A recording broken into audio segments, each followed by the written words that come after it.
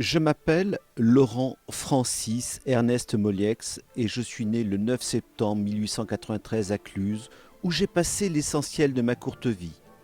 La ville comptait alors 2118 habitants.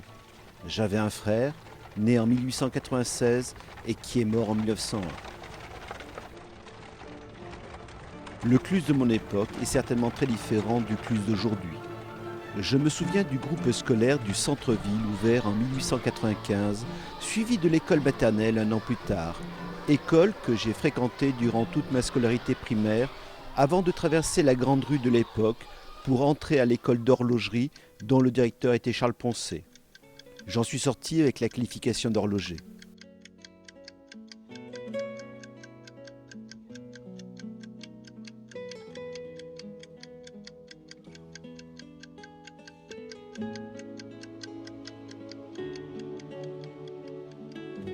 Je n'avais pas encore 10 ans et je me souviens de l'inauguration de l'hôtel de ville sous la magistrature d'Edmond Drompte, notre maire, le lundi 3 août 1903. Toute Cluses était pavoisée et à cette occasion, un représentant du gouvernement est même venu en train. Il faut dire que depuis 1890, nous avons notre gare, ce qui a permis un développement encore plus rapide de notre cité.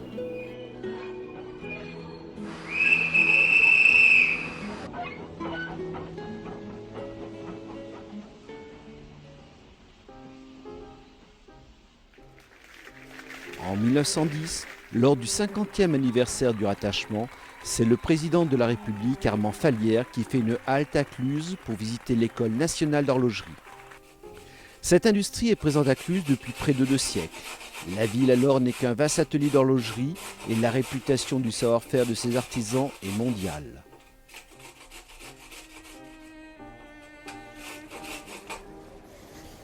Le lundi matin, c'est jour de marché, et ce depuis 1310.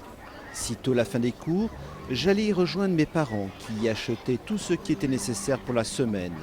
Légumes, fruits, beurre, œufs, fromage. Mais on y vendait également des poules, veaux, vaches, cochons, chevaux. Qui a dit qu'il fallait construire les villes à la campagne ?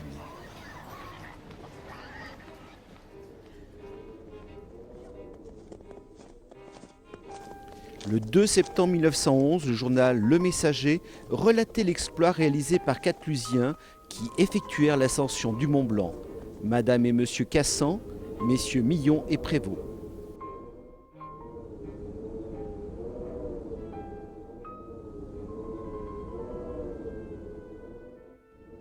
En 1913, un an avant la déclaration de la guerre, et désireux de voir du pays, je me suis engagé, à l'âge de 20 ans, au 30e régiment d'infanterie en garnison à Annecy. Aujourd'hui, 11 novembre 2008, c'est un grand jour pour mon école plus que centenaire, et pour moi également. La ville, ma ville, Cluses, a décidé de lui donner un nom, mon nom. Pourquoi un tel honneur ? Étais-je un si bon élève ? Ai-je réalisé un quelconque exploit ? Étais-je une personnalité ? Rien de tout cela. En fait, j'ai le triste privilège d'avoir été la première victime clusienne du premier conflit mondial, le 22 août 1914, 19 jours après la déclaration de la guerre. Je suis tombé au champ d'honneur, en Alsace, à Donon, le 20 août, mortellement blessé. Laurent Moliex.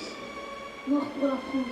J'ai été inhumé à Schirmeck et on m'a décerné à titre posthume la Croix de guerre et la médaille militaire avec pour citation « Sous-officier brave et courageux a été mortellement frappé à son poste de combat le 20 août 1914. » J'avais le grade de sergent. Nous pensions et espérions tous que ce conflit serait bref. Qui aujourd'hui se souvient de cette guerre ? Le dernier poilu, Lazare Ponticelli, est parti le 22 mars de cette année. Qui se souvient de la mobilisation des réservistes les 4, 5, 6 et 7 août, où plus de 150 de nos concitoyens, entre 18 et 45 ans, sont partis rejoindre les troupes? Qui se souvient de la réquisition de 147 chevaux et de 6 automobiles? Notre monument aux morts, inauguré le 7 octobre 1923, conserve la mémoire des 88 victimes mortes pour la France Et chaque 11 novembre, une lecture du souvenir est réalisée par vous, les enfants des écoles. Mais il y a lieu également d'avoir une pensée pour les blessés, mutilés et autres victimes de ce conflit qui fit au total 8 millions de morts et 9 millions d'invalides. La France a payé un lourd tribut. Mais ces combats, qui devaient être les derniers, généreront d'autres conflits. Depuis 1914, les populations civiles subissent les tourments des folies des hommes et nul n'est à l'abri d'une guerre, d'un génocide ou du terrorisme. Grâce à vous, la population clusienne se souvient de notre sacrifice et je sais aujourd'hui que cette folle idée de liberté, d'égalité et de fraternité demeure en vos cœurs comme sur le fronton de notre mairie. Sur les champs de bataille, là où une vie a été fauchée, l'été venu, les bleuets s'immiscent entre les croix blanches de nos tombes. Souvenez-vous, j'avais 20 ans.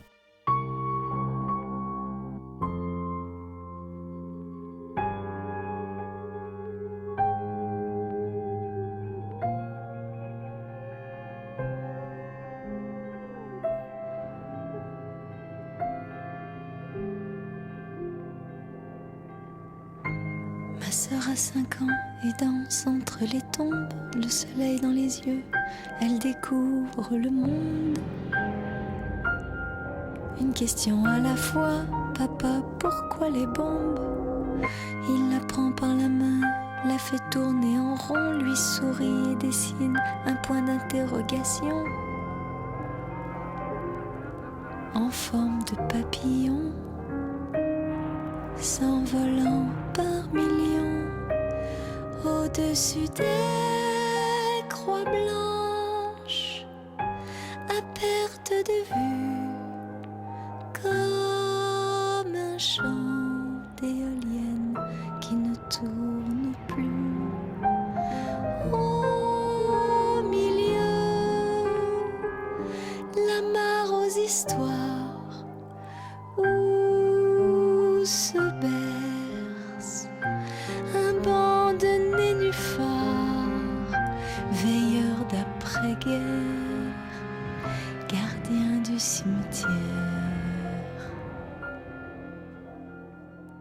Le soldat inconnu est assis sur sa tombe, il se demande encore comment marche le monde. Il ne l'a jamais su, entendu que les bombes. Une balle en plein cœur à seulement 17 ans, les larmes de Manon, leurs souvenirs d'enfant, pas d'avenir meilleur. Il cherche le temps devant les croix blanches, à perte de vue, comme un chant d'éolienne qui ne tourne plus. Au milieu, la mare aux histoires où se berce un banc de nénuphars, veilleurs d'après-guerre, gardien du cimetière.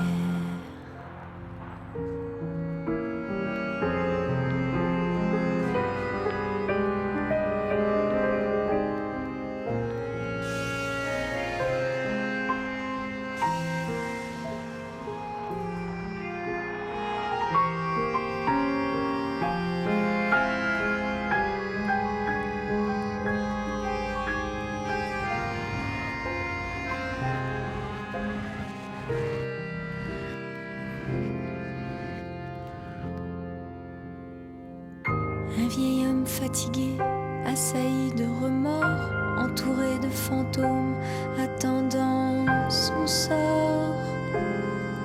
Du haut du mirador, il compte les morts, des noms, des fleurs, de l'herbe entre les tombes, le chant des oiseaux comme clairon du monde. Comment raccommoder la vie après les bombes, devant tant de croix blanches?